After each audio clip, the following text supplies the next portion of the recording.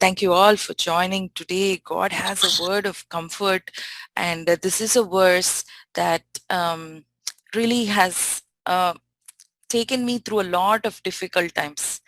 You know, so let me start with a prayer. Father God, Abba Father, I ask you to speak through me. Let all of me disappear and just your words speak to your children. Let each of them hear what you want to speak to their hearts and remove me from this platform. Just you speak through my mouth. In Jesus' name I ask. So today's verse is from Isaiah 49:15 to 16. One of my favorite verses. Actually, I have had it on my um, in my house hanging on as a wallpaper. And every time I looked at it, it used to be so encouraging. Let me read it. Can a mother forget the baby at her breast and have no compassion on the child she has born? Though she may forget, I will not forget you. That's God telling us, I will not forget you. Verse 16 reads, see, I have engraved you on the palms of my hands. Your walls are ever before me. Thank you for this word, Lord. And I just want to first focus on, can a mother forget her baby at her breast? This is a picture of a mother with her baby, you know, cuddling, and, it's a special bonding time between the mother and the baby when she feeds the baby. That closeness, sometimes even in newborns, they say, like, if the baby is very sick, you just put it close to the mother's chest and the baby becomes better there rather than being in a crib all by itself or on the ventilator. Even babies who are on ventilators and other things, sometimes they make the mother to hold the baby because that's a special bond. And none of the mothers, nursing mothers ever forget to feed their baby, right? And even when we grow older, right, we all remember our mothers. Some of us are still privileged to have our mothers. I lost mine when I was 24, so she was not there for my wedding or even when I gave birth. But mummy, even during medical college when I was studying, and I want to cover all these portions, and she was so nice to me looking back, that she would not ask me to do any of the dishes or help her. Those days we used to, clothes, everything, no washing machine, you have to do it by hand. And imagine doing clothes for the whole house. But she would never ask me to help. You go study, go study, go study. And I'll be sitting and studying, trying to cram all these portions, and suddenly my stomach will start growling, right? Oh, it's time, like I'm feeling so hungry, I want to eat. But I'll think, let me finish this essay or finish this portion and then study. Exactly at that moment, I don't know how she knows. From the kitchen, she'll say, June, come and eat.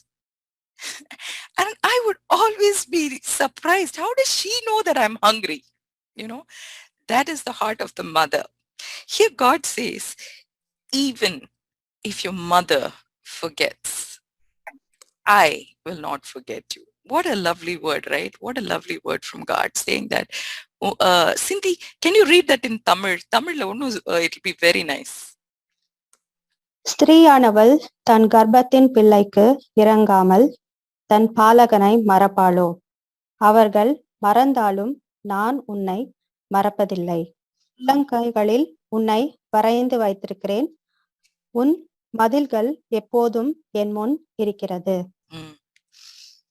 So this is the same thing she read in Tamil so beautifully. உள்ளங்கையில் வரைந்து வைத்திருக்கிறேன். God is telling, did you know that each of our names had a special meaning? And I never Googled my name, but when I Googled my name, surprising things came up which I didn't know. Each of you should Google your name and find out what it means. And I'm sure that your parents also kept your name for a particular reason with a particular meaning behind that name.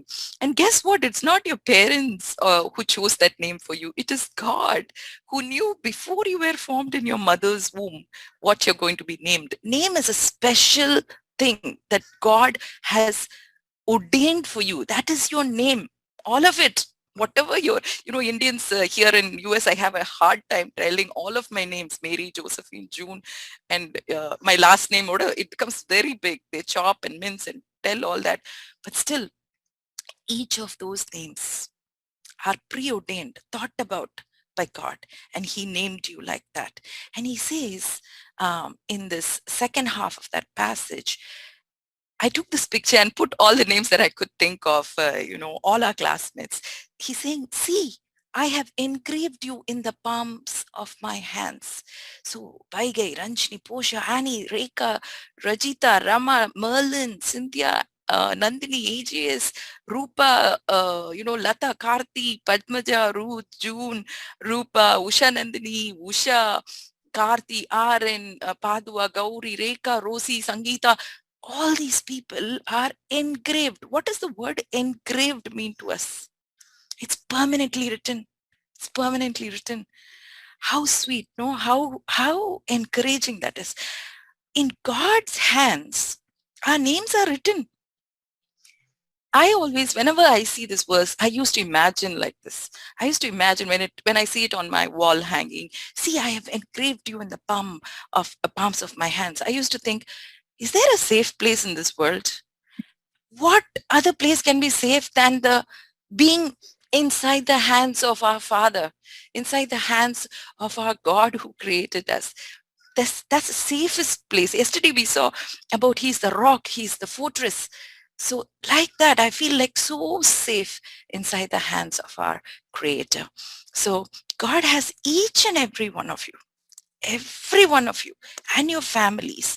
Your names are inscribed in the palm of His hands. So why should we be afraid? The second half says, your walls will, what does it read, Cynthia? Your walls are ever மதில்கள் before. எப்பொழுதும் என் முன்னே இருக்கிறது. Your walls are ever before me. Whenever we think of wall, what do we think of wall? It's like a protection, right? Around a compound wall, say around our house. It's like a protection. God has these walls in place in your life. When you trust Him, when you believe Him, that He's your Father, that He has your name inscribed in the palm of His hands, you have a wall around you to protect you from your enemies. That is one way I look at our wall. The other way is, you have so many, we have all come, we are halfway there, reaching 50. And I realize so many struggles we would have gone through in our life, so many blocks, so many challenges, and some of us discover our talents late in our life.